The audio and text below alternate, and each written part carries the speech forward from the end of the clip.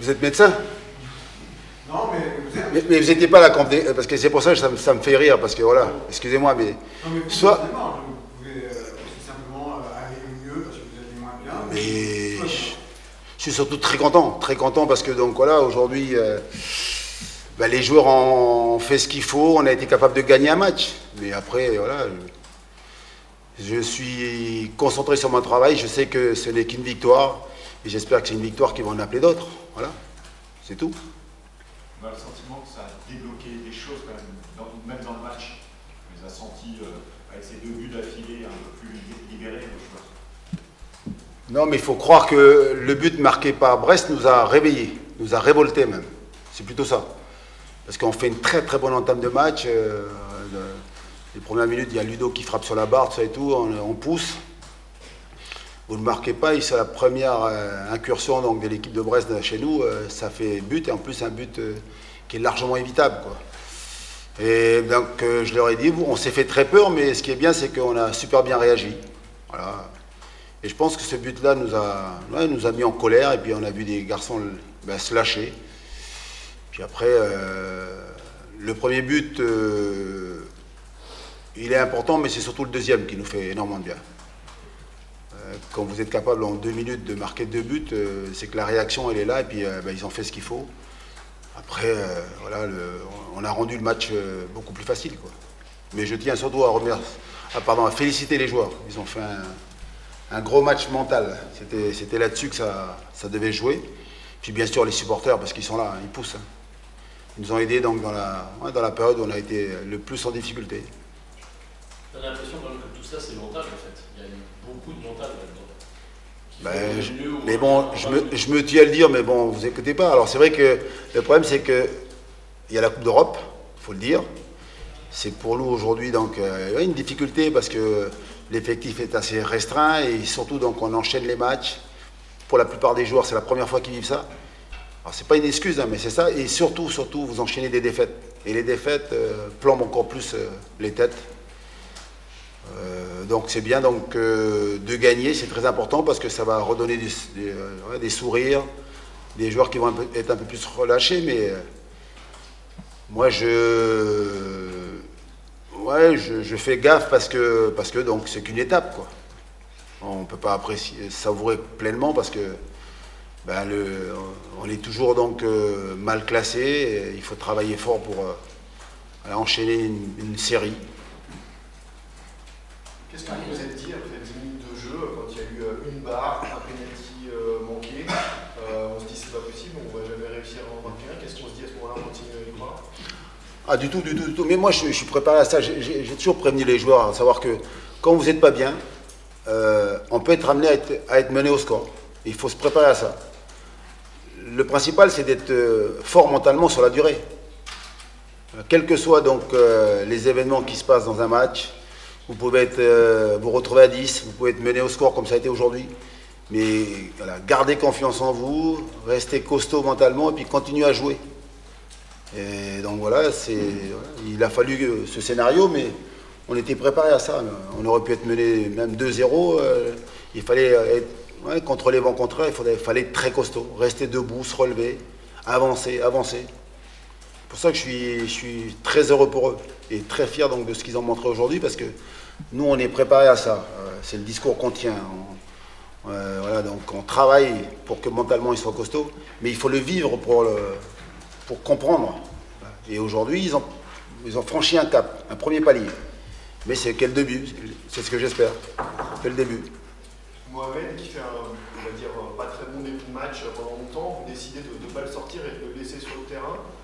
J'imagine que c'est du coup une grosse satisfaction de voir qu'il marque le break. Après, c'est volontaire de le laisser un peu. Ouais, mais aujourd'hui, c'est tout le monde. Mais c'est vrai que lui, il a été un peu en dedans. Mais je pense pas que c'était physiquement, mais c'est surtout parce que je pense qu'il voulait frapper le penalty. Je pense. Voilà. Et comme on dit, il a boudé un peu. Donc on aura l'occasion d'en parler. Mais c'est ça qui a fait que. Il n'était pas en tout cas, donc, il a bien démarré, mais après, donc, après le penalty, on l'a senti un peu donc, déçu. Et il a fallu faire en sorte qu'il reste dans le match. Et puis, bien sûr, donc, dans la difficulté, il faut soutenir les joueurs. Et c'est bien pour lui, mais il ne faut pas que ça se renouvelle, parce que les autres fois, non seulement nous, on peut souffrir, on peut perdre, mais surtout, ce genre d'attitude n'est pas bonne, surtout dans la situation dans laquelle on se trouve, quoi. En même temps, sur le penalty raté, c'est lui qui pousse le public à continuer à encourager. Alors je vais juste rectifier, c'est pas un penalty raté, hein. C'est un penalty arrêté. Voilà. C'est toujours mieux. C'est pas pour faire plaisir à Ludo, mais voilà, donc c'est ça. Il le frappe bien, en force, et puis le gardien fait un super barré. Mais bon, voilà, après, ce qui est important, c'est que c'est pas ce qu'on dit, ce sont les comportements, les attitudes, le langage du corps. Et c'est vrai que pendant un moment, il est resté un peu en dedans, voilà. Mais ça arrive, hein. Le principal, c'est qu'il ne faut pas qu'il y ait des conséquences graves sur la partie, quoi. Pour revenir sur ce penalty, il y avait déjà eu contre Rennes, lorsqu'on a cru au penalty sur l'expulsion de Rodon, il y avait déjà eu une hésitation entre Ganago, même une petite discussion entre Gana et Mohamed. C'est pas établi, ça? Si, bien sûr que c'est établi. Mais le numéro 1, c'est Ludo, le numéro 2, Simon, et le numéro 3, Mohamed, ou Gana quand ils sont sur le terrain. Mais bon, il y a l'envie de gagner, et tant mieux. Si, après, voilà, le principal, c'est que après ça rentre dans l'ordre, quoi. Mais ce sont des compétiteurs, des gagneurs, et ça, c'est bien. C'est jamais un souci, ça. Vous parliez de résilience. Malgré tout, vos joueurs ont encore fait preuve aujourd'hui. Enfin, vous insistez sur cette notion-là. Ils en ont fait preuve aujourd'hui. Ouais, mais moi, j'allais dire, moi, en tant qu'entraîneur, j'aimerais que voilà, les joueurs, donc, on dise, les joueurs, ils sont à l'image de leur entraîneur. Et moi, ma carrière, voilà, ça a été sur la résilience. Toujours se relever, toujours repartir de l'avant. Et puis surtout, donc, voilà, jouer pour gagner les matchs. Alors c'est vrai qu'en ce moment, on est dans la difficulté, mais c'était une difficulté qui était surtout mentale, quoi. Et forcément mentale, qui touchait le physique, parce que l'enchaînement des matchs et l'enchaînement des défaites nous a fait perdre un peu confiance. Voilà. Mais il y a de la qualité dans ce groupe, il y a des très très bons joueurs. Mais enchaîner pour l'instant les matchs tous les 3 jours, quand tu n'es pas habitué, c'est un peu compliqué. Concernant les buteurs, vous êtes content de... Pardon? Concernant les buteurs, vous êtes content de Ganago et de Sissoko? Ben, super content. Alors c'est bien que vous me posiez cette question, parce que le premier but c'est un penalty, mais le deuxième, troisième et quatrième but, si vous regardez bien, ce sont des buts suite à des pressings. Les attaquants donc sont allés presser, ils ont récupéré les ballons, voilà, et ils ont poussé donc la défense brestoise à la faute. Et puis derrière, donc on a marqué sur les 3 derniers buts suite à des récupérations hautes, quoi. Ça donne un peu l'état d'esprit des joueurs, quoi, la mentalité qu'ils ont. Ils avaient envie de mordre, ils avaient envie de croquer, c'est bien. Mais voilà, ce ne sont que 3 points. Le chemin est encore très long. Il ne faut pas se relâcher. Sur le plan du mental, la rentrée de Moussa Sissoko, il vous satisfaire? Un début de saison un peu compliqué aussi pour lui. Oui, mais c'est j'ai envie de dire, c'est le propre des champions. Pas facile. Je pense qu'il pensait qu'il devait démarrer. Donc il a été sur le banc. Il est resté positif. Il est resté à encourager les copains. Et puis surtout, le plus important, c'est sa performance. Donc il rentre. On voit donc c'est un garçon qui n'a pas d'état d'âme. C'est un grand professionnel. Il est rentré. Il avait envie donc d'aider l'équipe. Et voilà, donc il fait d'ailleurs une récupération qui amène un but, et puis derrière il marque. Voilà, il faut que tous les joueurs s'inspirent donc de ce genre de comportement.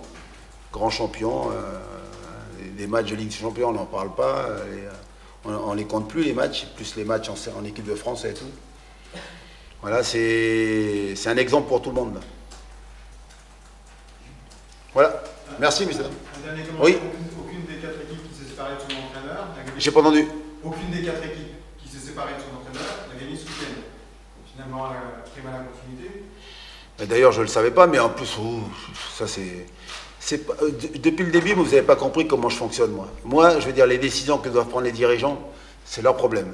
Mais moi, je suis quelqu'un qui aime, donc, dans la difficulté, travailler, puis surtout toujours croire en mes hommes, croire en mon travail. Donc aujourd'hui, ma situation, elle est pas importante. Le plus important, aujourd'hui, c'est de sauver le club, le FC Nantes. Et aujourd'hui, même si cette victoire nous fait donc remonter au classement, mais c'est un combat qu'on doit jamais lâcher, quoi. Et puis, moi, je veux que le FC Nantes reste en Ligue 1. Donc l'objectif pour nous aujourd'hui, la 16e place. On ne va pas s'enflammer, on ne va pas aller chercher donc une autre place. Si on est 16e, on est maintenu avec la Coupe d'Europe, là, on sera très heureux en fin de saison. Vous êtes 14e. Oui, oui, mais à la fin de la saison, j'ai dit. Voilà. Juste un dernier mot. Oui. Vous avez croisé Karim Benzema sur les terrains quand il était en France. Il mérite le Ballon d'Or? Il y a 2 joueurs français qui méritaient. Parce que lui, il mérite, mais comme l'a été Franck Ribéry à son époque aussi. Ils ont tout gagné. Si aujourd'hui à Karim, tu ne donnes pas le Ballon d'Or, ouais, c'est une faute professionnelle. On a tout gagné. Champion, Ligue des Champions. Voilà. Et puis surtout, donc, je l'avais vécu une fois, moi, avec. Bon, il avait été champion du monde, mais Cannavaro. Ils ont donné. J'étais un peu surpris. Donc là, il y a, je pense qu'à l'unanimité, Karim Benzema, Ballon d'Or, ce serait donc tout à fait normal et logique. Et surtout si vous posez la question tous les joueurs, quoi, tous les joueurs qui sont donc dans le foot, les entraîneurs, les joueurs, c'est incontestable. Voilà. Et puis bravo à lui parce que c'est une immense carrière. Être 11 ans, c'est ça, 11 ans au Real Madrid, titulaire donc, dans la meilleure équipe, la plus grande équipe du monde, il n'y en a pas beaucoup. Hein. Donc c'est aussi la récompense de son immense carrière, quoi, qui n'est pas encore finie. Hein. Voilà, merci. Merci à tous.